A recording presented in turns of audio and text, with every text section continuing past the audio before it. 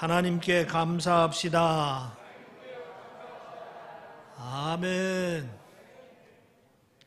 항상 기뻐하라, 쉬지 말고 기도하라, 범사에 감사하라. 이는 주 안의 뜻이라 그랬습니다. 우리는 항상 기뻐하며 감사하며 살아야 될 줄 믿습니다. 우리가 인생을 살아가다 보면은 경험하지 않았으면 좋겠다 싶은 것들을 경험하게 되는 경우들이 많습니다. 원치 않는 일로 인해 가지고 우리를 힘들게 하는 것들이 참 많습니다. 예를 들면 코로나 사태와 같은 것입니다. 코로나 사태로 예배를 드리지 못하는 경우도 있고, 또 가족 친지들이 모임을 갖고 싶어도 모일 수 없는 경우도 있고, 또 음식점을 자유롭게 이용하기가 불편합니다. 태풍 같은 경우도 그렇습니다. 한번 태풍이 오면 그 피해가 엄청나게 큽니다. 폭풍으로 홍수가 일어나고, 비바람으로 농작물이 쓰러지고, 풍랑과 해일로 배가 침몰하기도 하고, 피해가 이만저만이 아닙니다. 그래서 태풍이 오지 않기를 간절히 바라지만은 또 오더라도 가능한 피해 가기를 원합니다. 그런데 태풍이 한번 쓸고 가면은 큰 피해를 겪는 경우들이 많습니다. 그러나 또 태풍의 다른 면도 있습니다. 태풍이 한번 지나가면은 정체되었던 대기 오염이 한순간에 다 깨끗이 씻겨 나갑니다. 바다를 뒤집어 놓으면은 바다의 생태계를 풍성하게 만들어 준다고 합니다. 그러니까 태풍이라는 것은 피해도 주지만은 또 유익함도 있다 하는 얘기입니다. 우리의 인생의 고난도 그렇습니다. 없었으면 좋을 텐데 뜻하지 않게 고난을 당하는 경우들이 있습니다만은 한번 찾아오면은 너무 힘들고 많이 울기도 합니다. 때로는 원망하기도 하고 불평하기도 하고, 심한 경우는 하나님께 하나님께 항의를 하기도 합니다. 그러나 고난의 또 다른 면도 있습니다. 시편 119편 91절에 보면 이렇게 말하고 있습니다. 고난당하는 것이 내게 유익이라, 이로 인하여 내가 주의 율례를 배우게 되었나이다. 고난당한 것이 내게 유익이라. 시인이 고난당하는 것이 어떤 고난인지 밝히지는 않고 있지만은, 그러나 인생의 한복판에서 견디기 힘든 고난을 겪었다 하는 것입니다. 그런데 그 고난을 겪고 보니 고난을 겪지 않았으면 깨달을 수 없는 많은 것들을 또 깨닫고 배우게 되었다 하는 얘기입니다. 특히 하나님의 말씀을 깊이 깨닫게 되었다 하는 것입니다. 그래서 알고 보니까 고난이 힘들고 어려웠지만은 내 인생에 유익함을 가져왔다 하는 얘기입니다. 이런 말을 들어봤을 것입니다. No cross, no crown. 십자가가 없다면은 부활의 영광도 없다 하는 말입니다. 고난이 없다면은 상급도 없다 하는 것입니다. 그래서 고난이 찾아오면 상급이 있음을 알고 그 고난을 잘 이겨내라 하는 구호인 것입니다. 고난은 없었으면 좋았을 것입니다. 그래서 일부러 자초할 필요는 없습니다. 그러나 하나님께서 고난을 주시면은 그 고난을 잘 견디고 이겨내야 됩니다. 결과가 우리에게 유익하기 때문에 그런 것입니다. 우리가 살아가면서 당하는 여러 가지 고난이 있는데 어떤 고난들이 있습니까? 인생 주기를 따라서 공통적으로 찾아오는 고난이 있습니다. 그리고 사람에 따라 다르게 찾아오는 나만의 고난이 있습니다. 그런데 또 우리 그리스도인들에게는 남다른 고난이 또 있습니다. 예수를 믿기 때문에 고난이 찾아오는 경우들이 있습니다. 그러니까 우리 그리스도인에게는 두 종류의 고난이 있습니다. 하나는 인생을 살아가면서 누구나 겪는 일반적인 고난과 또 다른 하나는 신앙생활하면서 그리스도인이기 때문에 당하는 특별한 고난이 있습니다. 그러면은 우리 그리스도인들이 겪는 이 고난은 어떤 것이 있습니까? 베드로전서 2장 19절에 보면 2장 19절 20절에 보면은 잘 이야기하고 있습니다. 19절에 보면 부당하게 고난을 받아도 하나님을 생각함으로 슬픔을 참으면 이는 아름다우나 20절에 죄가 있어 매를 맞고 참으면 무슨 칭찬이 있으리요 그러나 선을 행함으로 고난을 받고 참으면 이는 하나님 앞에 아름다우니라. 고난에는 나 때문에 겪는 고난이 있다 하는 얘기입니다.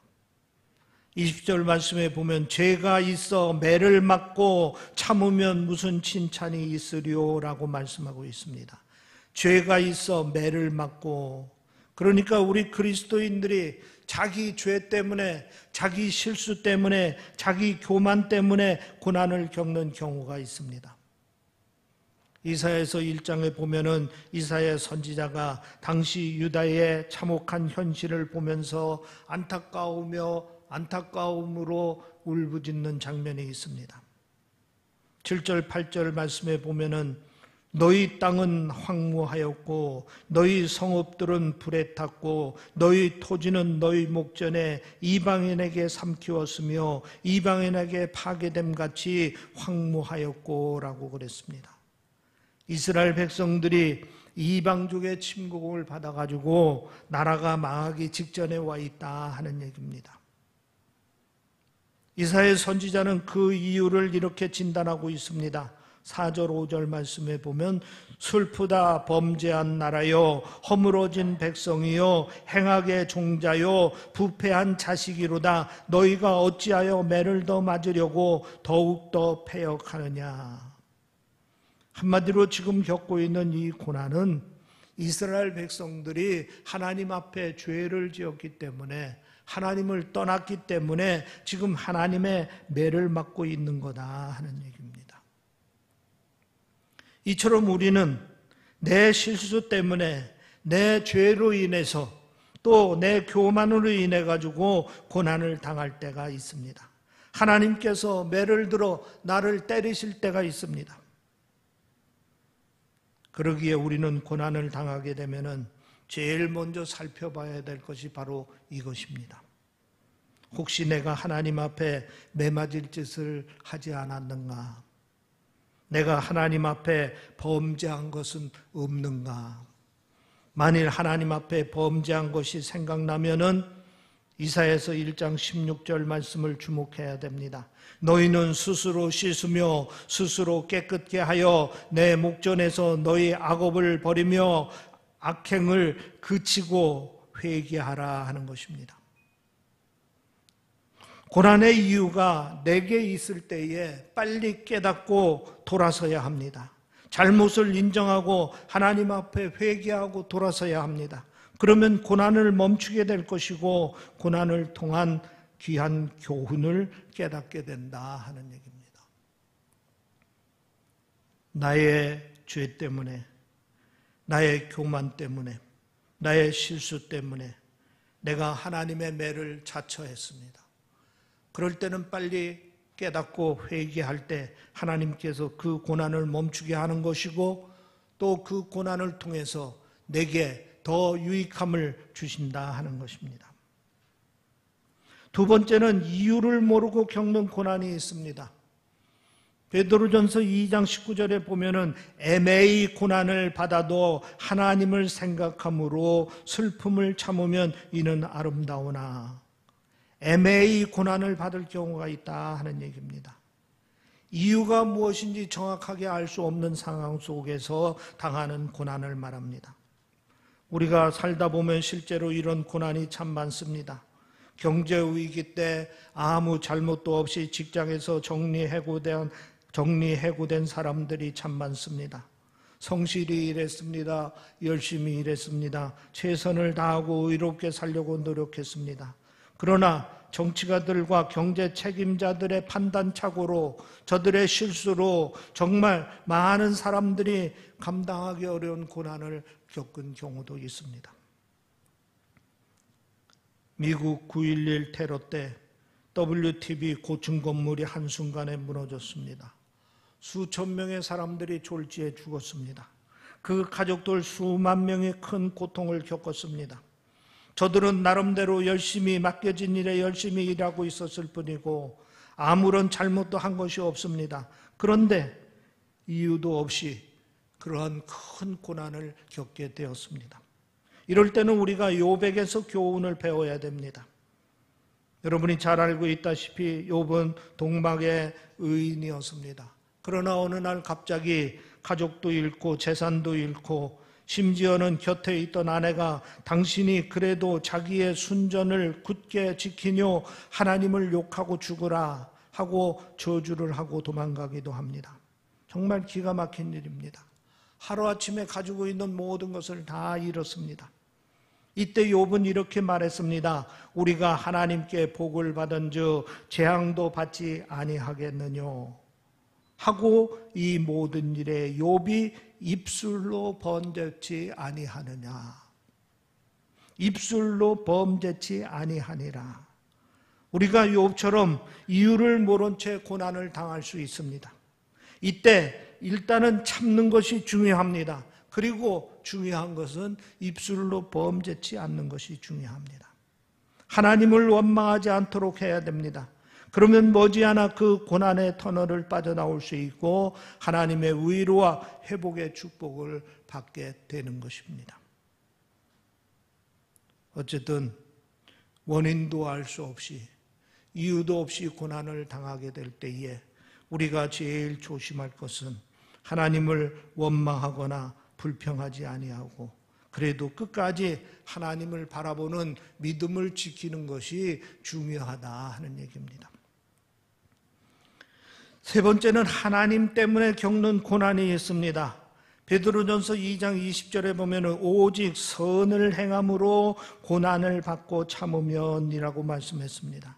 하나님의 백성들이 하나님의 뜻에 순종하면서 선을 행할 때 고난을 겪기도 합니다. 우선 예수를 믿는다는 이유로 고난을 받을 때가 많습니다. 요한복음 15장 19절에 보면 이렇게 말하고 있습니다. 너희가 세상에 속하였으면 세상이 자기의 것을 사랑할 터이나 너희는 세상에 속한 자가 아니요 도리어 세상에서 나의 택함을 입은 자인 고로 세상이 너희를 미워하느니라. 우리가 예수께 속한 자이기 때문에 세상이 우리를 미워하고 그래서 세상에서 고난을 당한다 하는 말씀입니다. 또 디모데후서 3장 12절에 보면 이렇게 말씀하고 있습니다. 무릇 그리스도 예수 안에서 경건하게 살고자 하는 자는 핍박을 받으리라. 죄악으로 가득 찬 세상에서 경건하게 살려고 할 때 그 자체가 고난이 될 수도 있다 하는 얘기입니다. 마치 물살을 거슬러 오르는 연어가 철저한 고난을 겪는 것처럼 이 죄악의 물살을 거스르려 할 때 그리스도인들은 어쩔 수 없이 고난을 겪을 경우들이 있다 하는 얘기입니다. 다음으로 성도들은 적극적으로 주를 위해 살고자 할 때 견디기 힘든 고난을 받게 됩니다.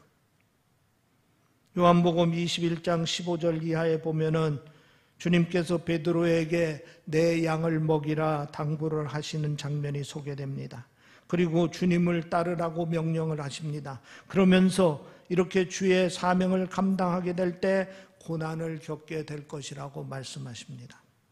18절에 보면 내가 진실로 진실로 내게 이르노니 젊어서는 내가 스스로 띠띠고 원하는 곳으로 다녔거니와 늙어서는 내 팔을 벌리리니 남이 내게 띠띠우고 원치 아니하는 곳으로 데려가리라 말씀하셨습니다. 이 주님의 예언대로 베드로를 비롯한 사역자들은 주님 때문에 말할 수 없는 큰 고난을 당했습니다. 대표적으로 사도 바울 같은 경우는 고린도서 11장 23절 이하에 당했던 고난을 이렇게 설명하고 있습니다. 내가 수고를 넘치도록 하고 옥에 갇히기도 더 많이 하고 매도 수없이 맞고 여러 번 죽을 뻔하였으니, 사명을 감당하는 중에 하나님의 사명을 감당하는 이유 때문에 옥에 갇히기도 하고 매를 맞기도 하고 죽을 뻔도 여러 번 당했다 하는 얘기입니다. 오늘도 주를 위해 일하고자 하는 사람들은 이렇게 예외 없이 고난이 따른다 하는 사실을 우리가 기억해야 될 줄 믿습니다. 사명을 감당하기 위해서 당하는 고난입니다. 그러면은 우리가 이렇게 여러 가지 고난들을 당하게 되는데, 이 고난들을 우리가 어떻게 이길 수 있습니까? 성경에서 제시하는 몇 가지 방법을 생각해 보겠습니다. 우선 제일 첫 번째로 고난을 당하면은 견디는 것이 최선책입니다. 주님께서 십자가 고난을 당하실 때 십자가상에서 다 이루었다 말씀하셨습니다. 주님이 지으신 고난을 남김없이 다 받으셨다 하는 것입니다. 그 고난을 끝까지 잘 견디셨다 하는 말씀인 것입니다. 마태복음 24장 13절에 그러나 끝까지 견디는 자는 구원을 얻으리라 믿으시기를 바랍니다. 고난을 끝까지 견딜 때 구원을 받게 된다 하는 말씀인 것입니다. 푸시킨의 시 가운데 이런 것이 있습니다. 삶이 그대를 속일지라도 슬퍼하거나 노하지 말라. 슬픈 날엔 참고 견디라. 즐거운 날이 오고야 말리니 마음은 미래를 바라니 현재는 한없이 우울한 것 모든 것 하염없이 사라지나 지나가 버린 것 그리움이 되리니. 여러분이 젊어서 많이 음미했던 시입니다. 고난을 끝까지 참고 견디면은 긴 고난의 터널을 빠져나오게 될 것이고 큰 기쁨을 맛보게 될 것이라 하는 것입니다.